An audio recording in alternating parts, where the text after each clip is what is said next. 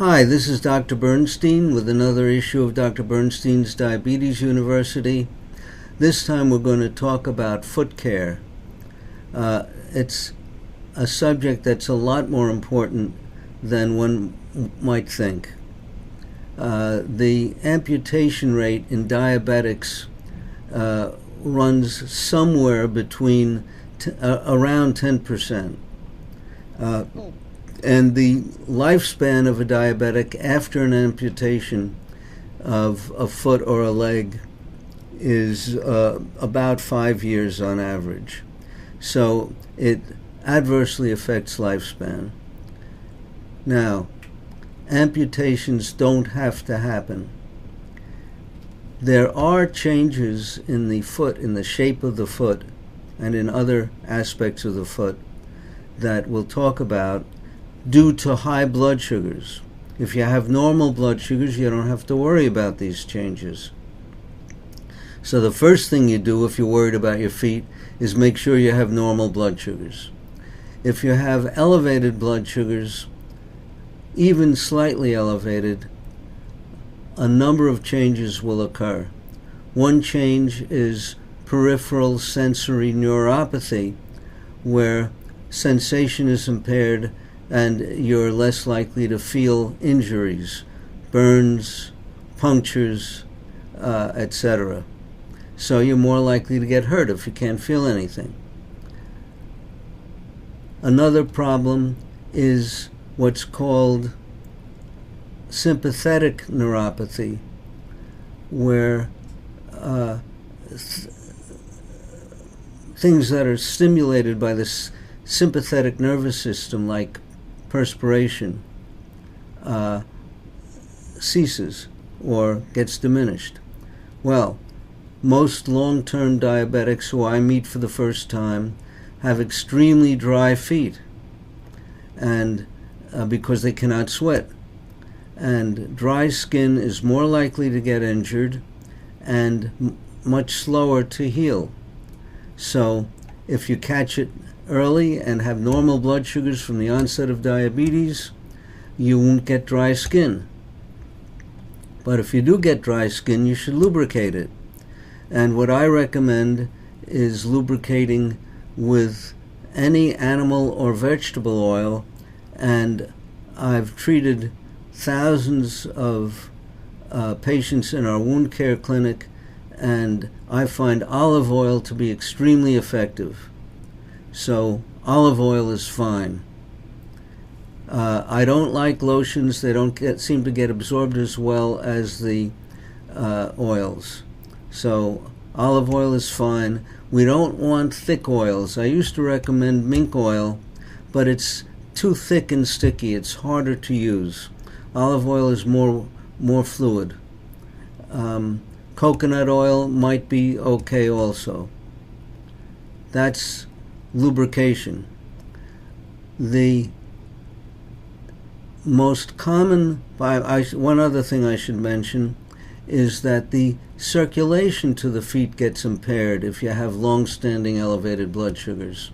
And when you have poor circulation, wounds are less likely to heal. They're more likely to get infected because the immune system that gets transported via the bloodstream to the wound isn't getting there adequately if you have poor circulation. Furthermore, nutrients that are needed for healing and even oxygen doesn't get to the wound if you have poor circulation. Now, the most common cause of amputations, and almost the only cause, is attempts to remove calluses. It's interesting that for years the American Diabetes Association recommended that calluses be removed by a trained professional with a scalpel. And then I published in one of their journals the results of my observations over 30 years of serving in the wound care clinic. And I interviewed every diabetic patient who attended our clinic, and of course every diabetic patient who had had an amputation, whether it was a toe, a foot, or a lower leg, or the entire leg above the knee. And in every case I asked, what led to the amputation? Every person said to me, someone tried to remove a callus. It was either the most common was a podiatrist. Next most common was the patient or a family member. There were also manicurists who were giving foot treatments. And the modes of removal were varied. It could have been a pumice stone by a podiatrist. It could have been a surgeon using a scalpel. It could have been the patient using a little battery-operated callus grinder that the ADA advertises in their patient publications. All of these different modes were the cause of the amputation. Now, there may be rare situations where it's necessary to remove a callus.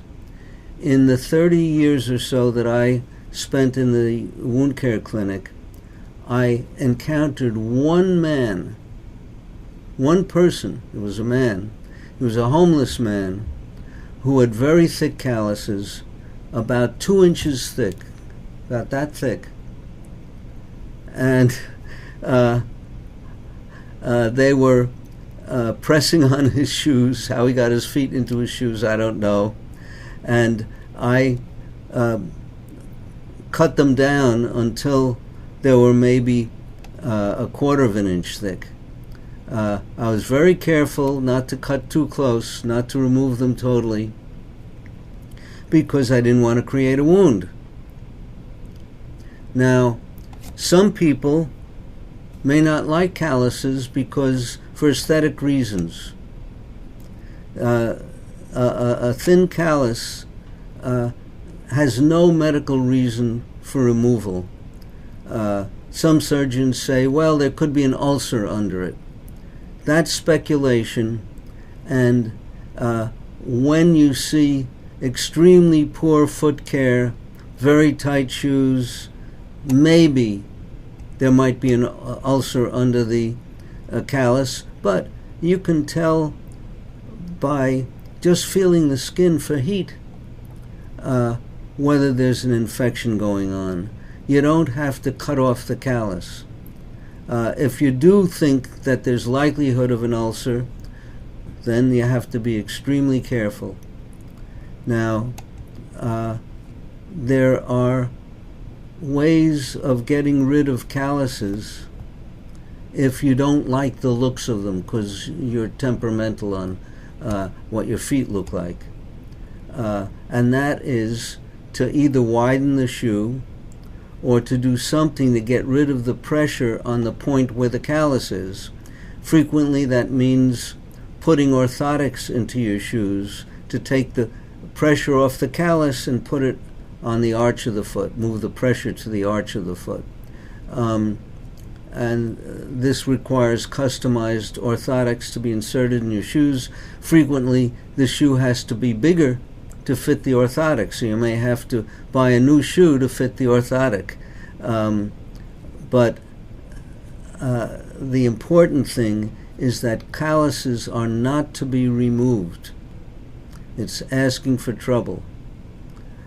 I actually watched in a surgical clinic when a young lady, about 30 years old, had intrinsic minus feet. These are the deformed feet that diabetics get from high blood sugars.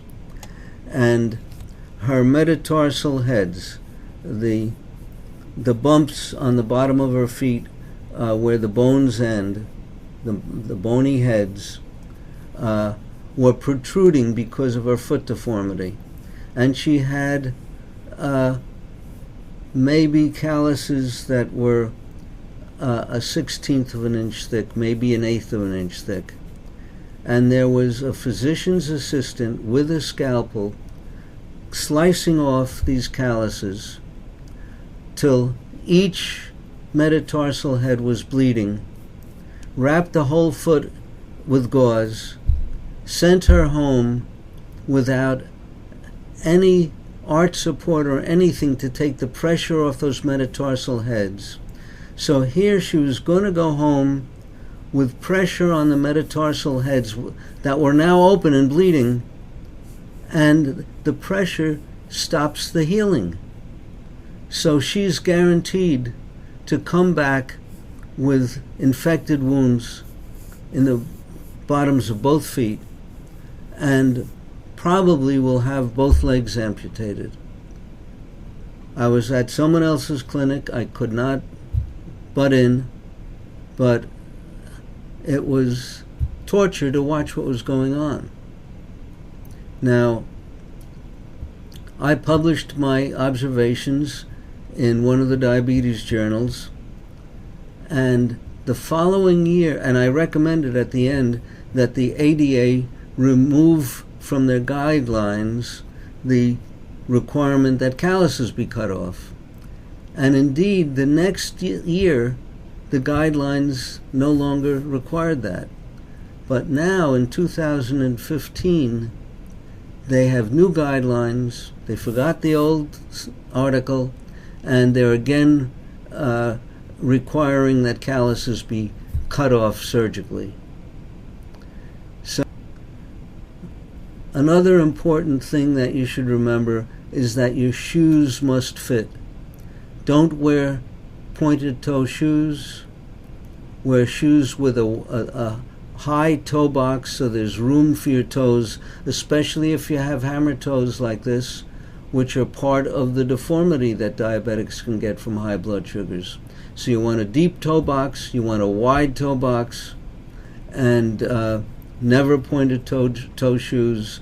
And if you get any pink spots, you're going to have to do something to modify your shoes so that there's no pressure, because pressure will cause initially pink spots and eventually calluses.